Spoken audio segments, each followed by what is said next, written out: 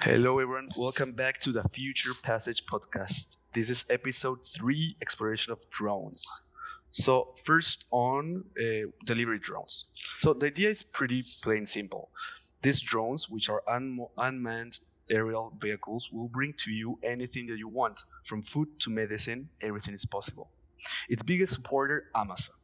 Amazon has actually been teasing the drone delivery for a long time, since 2013, I think. And it wasn't until 2016 that Amazon Air or Prime Air was founded. Um, and this is basically Amazon delivering packages via drone. So these autonomous drones would head out and deliver directly to your doorstep.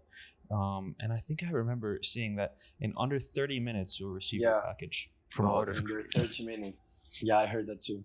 Amazing, amazing. Yeah, and that would just completely revolutionize the uh, mail delivery service industry that we have at the moment. Would you guys be invested in using this drone delivery service by Amazon?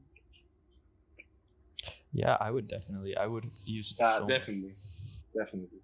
And what do you think on the impact it will have on delivery persons? Like changing them for a machine. I think there's a lot of benefits to it, especially during a pandemic, and it decreases Yeah, for human sure. contact for right now. So I mean, it does take away, I guess, a lot of those delivery jobs, but in a way that could be necessary in today's world, especially during the COVID-19 pandemic. That's really true. Without thinking about COVID, I hadn't thought about that. Yeah, I've thought about this a lot.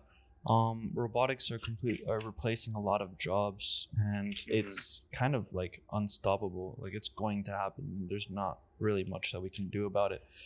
But it a lot of people see that in a negative light, but it's also positive to see it in a positive light as well, because the more that mundane jobs like delivery or driving, things like that, get replaced, it actually makes room for more people to be in high skilled jobs like designers, engineers, or artists, and kind of like let humans be more creative as a whole.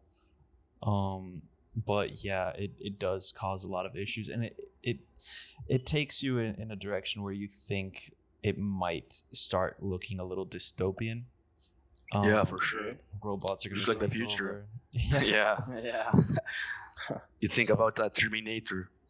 Yeah. So it's really up to perspective and how you look at it, but there's no real way of knowing the effects until it happens. Yeah, and it's definitely going to be weird as drones become more assimilated into our society and culture, and people might be scared about the cameras and the government watching them. There's definitely going to be that kind of suspicion and anxiety. Though I do think it does have a lot of ups and benefits to it as well. But it's just going to be hard to assimilate, drones flying in the sky like birds, just kind of natural in our society. Yeah, for sure. But in order to make it work, there's going to be a lot of regulations that are going to be established. Like, I think that, for example, what happened in 2014 in the Arab Emirates, that they launched a fleet of UAVs for civilian purposes, and they were using fingerprint and eye recognition systems to deliver official documents such as passports, etc., etc. And maybe they're going to introduce this method in the delivery process. So going to our second topic about drone taxis, a drone taxi, where it primarily means a hybrid between a drone and an airplane that would literally come and pick you up. It's not a small vehicle though. It's not a small drone. It's quite big, and it's highly promoted by Uber. They're super invested in this. They wanted to grow. What do you guys think? Would you go inside a drone and will you use the taxi function? Well, actually, depends. Would At you that feel time- safe? I at think that that's the time- question, you know. But maybe at the time they launch this proposal, there are going to be a lot of tests that are going to be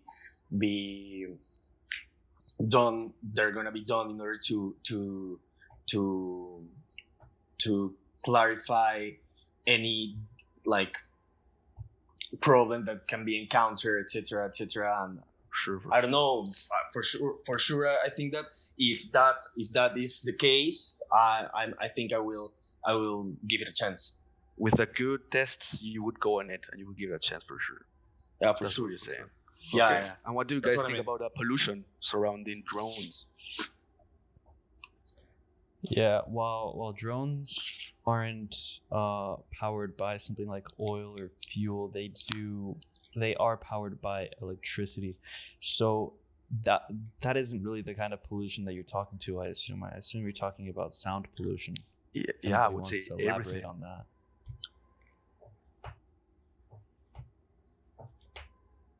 Well, sound pollution is actually a really big deal with drones,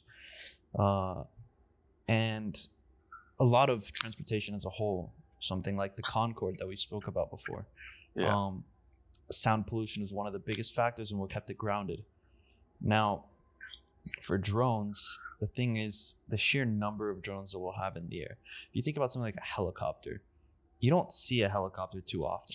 You'll see one every now and then, but Yeah. they're very limited and Pretty loud. Yeah, and pretty loud and limited. Yeah, for sure. they're usually pretty high in the sky most of the time. But drones, they won't really be have too high of an altitude, and the sound is very pronounced, especially due to the fact that there's going to be a lot of them, and they're probably going to be autonomous. They're moving into the autonomous direction. No more pilots making everything controlled by AI. Now, this sound pollution will actually disrupt not only the environment but human society as a whole. When I say the environment, I mean if you put drones into areas near nature, things like that, it could disrupt animals. But not only animals in natural locations like that, but in cities, it could probably disrupt animals as well.